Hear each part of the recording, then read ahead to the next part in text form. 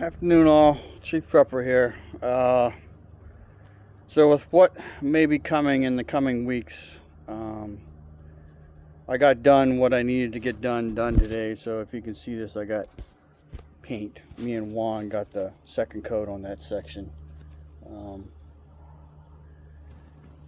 So I decided to delve into the generator issue that I discovered about a month, maybe a month and a half ago.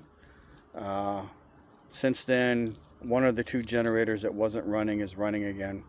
Basically, it had bad gas. I suspect that my big generator also has bad gas.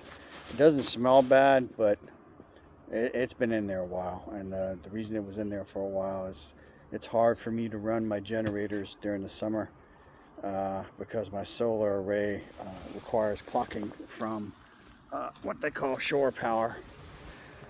So I drained this carburetor, I sprayed carb cleaner in it, and then sprayed carb cleaner into the feed line, and I'm currently draining all the fuel that's in it, so hopefully it won't overflow the can.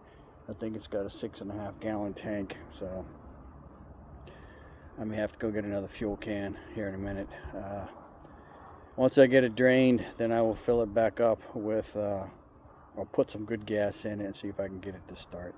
I also discovered there's a manual choke on it, so it may not have been choking right, because I can tell you that the Honda took a few pulls on it to get it going. So unfortunately with prepping, backup power generation is a thing, and it's really not something that you can just do because it takes money. Even the little Honda generator, which is what a lot of RVs have on it, 2200 watt Onan or Honda generator, whatever the fuck they run, which is plenty to run some stuff part of the time. Lights definitely, but not under 3/4 load. The generator will only run about 4 hours. So 3/4 load of 2200 watts is about 1600 watts, maybe 1800 max, and that means that you're working the shit out of your little generator.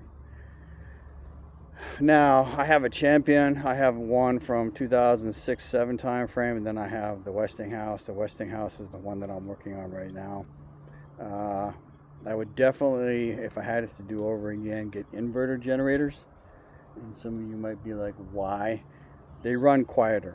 Like the Honda is an inverter, and it's runs pure sine wave electricity, so it's clean electricity. So someone like me who has an APAP machine, I can run my machine off of that.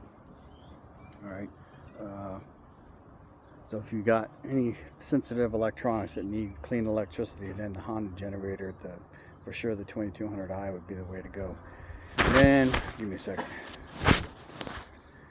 If you want the capability to go up to 30 amps, right, you can get a Honda companion generator and a Honda regular 2200i generator.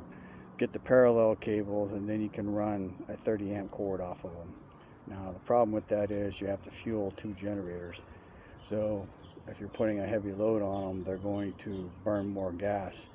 Now Honda makes an auxiliary fuel tank that will also gravity feed, so you'll have to build a table and stuff.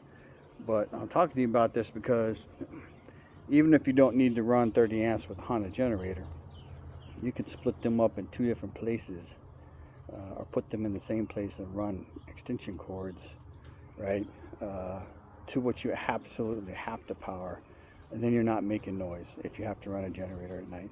And realize that my dog's back there hunting something. Your refrigerator, freezers, realistically, during a shit hits the fan, you're not going to get 8 or 9 or 10 hours of sleep. You're going to get 4 at best. And you're going to have to learn how to operate on that and take naps during the day. So you can run your electricity on your primary appliances up until right before you go to sleep, and then just get up very early and then turn it back on. So there's two schools of thought on that.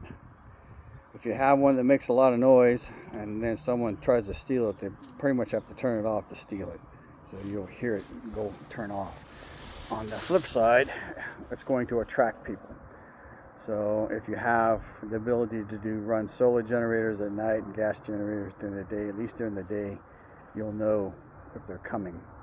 Second part of that is you can run the gas generators in the day and not see anybody, but someone could be spying on you.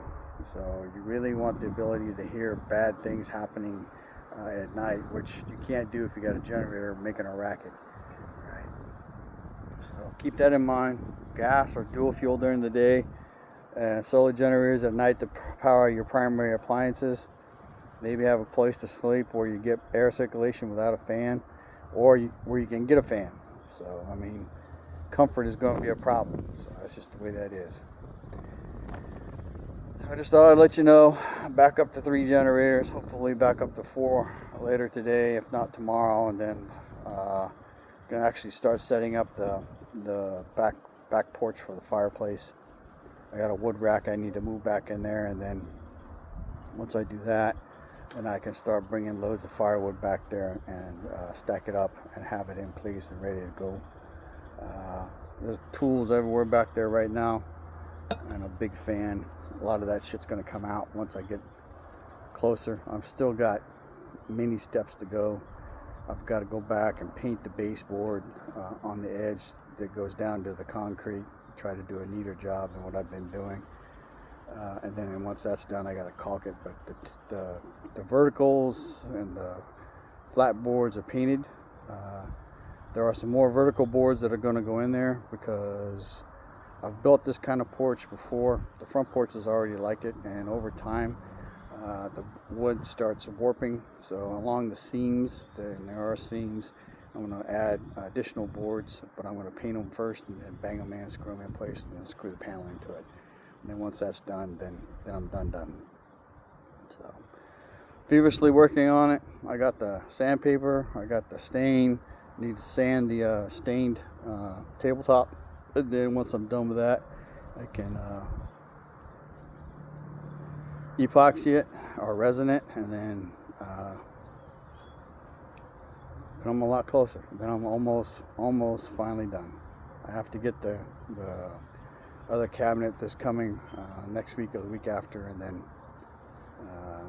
pull that TV out of there because it ain't gonna work. And then the TV will probably be the last purchase for back there. I'm leaning towards a 70 or 75 inch TV so I can see it. Probably get a sound bar. May or may not run cable. So information is knowledge and power. Live a little purple lot. Stay up on your generator maintenance. And if you're like me and you're a dumbass and you forget to do some shit, or you let the fuel go bad, then you need to learn how to fix that. So, Cheap Prepper out.